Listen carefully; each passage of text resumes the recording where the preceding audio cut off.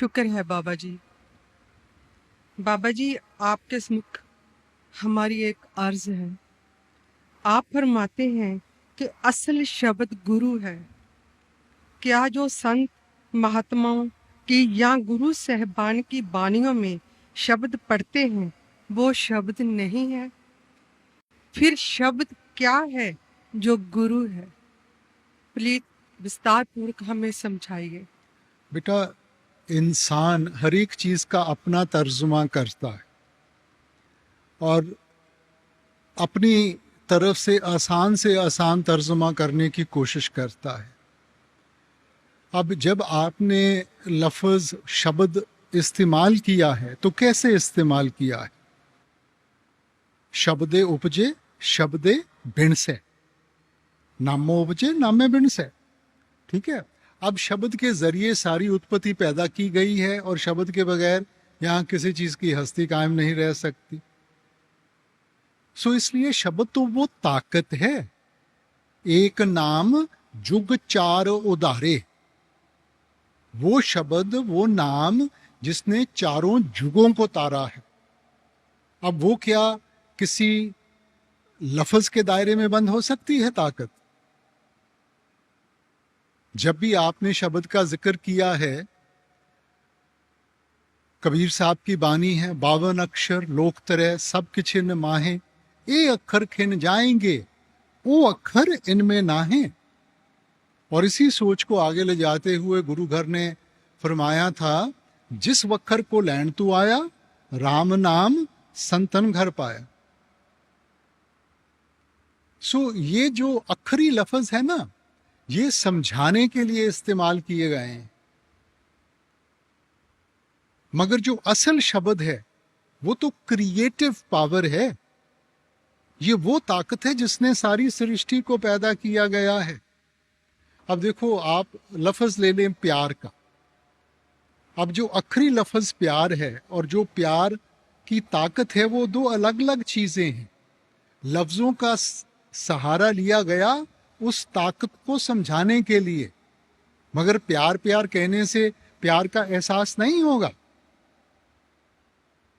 अब जैसे घर में बच्चे का जन्म होता है, माँ बाप नामकरण करते हैं, तो जो भी उनको लफ्ज अच्छा लगता है वो बच्चे के साथ जोड़ दिया जाता है। अब जब भी उस लफ्ज को दोहराएंगे, उसका ताल्लुक बच्चे के साथ है, तो ध्यान बच्चे की तरफ जाता है ना। मगर दिन में माँ ने बच्चे को कई अलग अलग लफ्जों से पुकारना है। अब अलग अलग लफ्ज इस्तेमाल करने के साथ उसका और बच्चे का रिश्ता तो नहीं बदल जाता।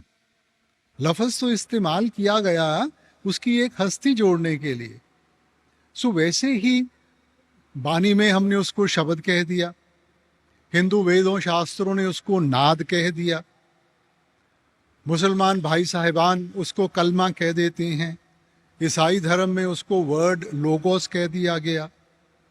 सो उसी ताकत को हमें समझाने के लिए, बयान करने के लिए लफ्जों का सहारा लिया गया बेटा। मगर हमने तो अपने आप को ताकत के साथ जोड़ना है, किसी लफ्ज के साथ नहीं।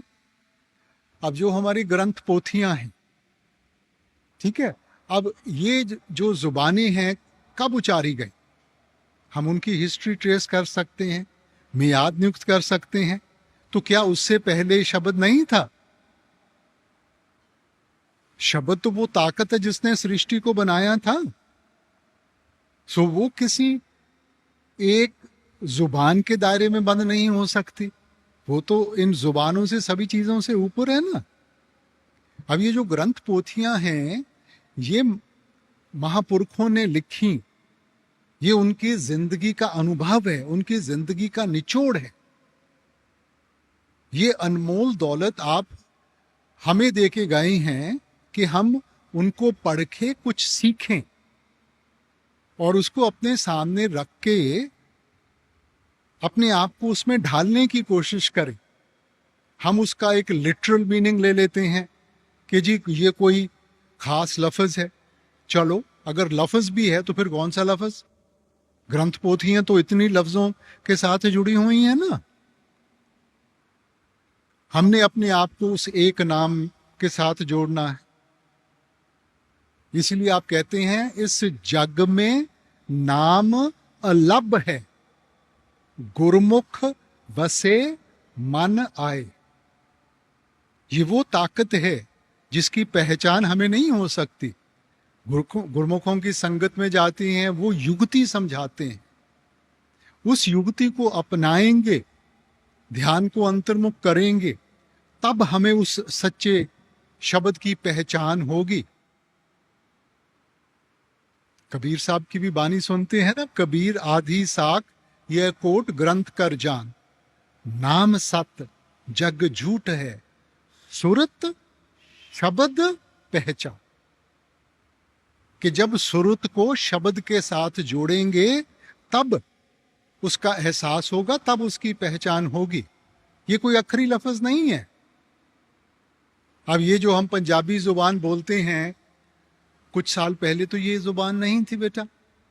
तो क्या इसके पहले कोई मुक्ति नहीं हासिल करता था? किसी को शब्द की पहचान नहीं थी बेटा। सो लफ्ज उचारे गए हैं हमें समझाने के लिए। अब ये शब्द को हम अंग्रेजी में तर्जमा करें, हम इसको वर्ड कहेंगे। तो ईसाई धर्म में भी यही फरमाया गया है, in the beginning was the word and the word was with God and the word was God. शुरू में वो शब्द था, वो शब्द मालिक के पास था, वो शब्द ही मालिक था, शब्द ही मालिक था। And all things were created by it, और सब कुछ उसके जरिए बनाया गया, और इसके बगैर यहां किसी चीज की हस्ती कायम नहीं रह सकती।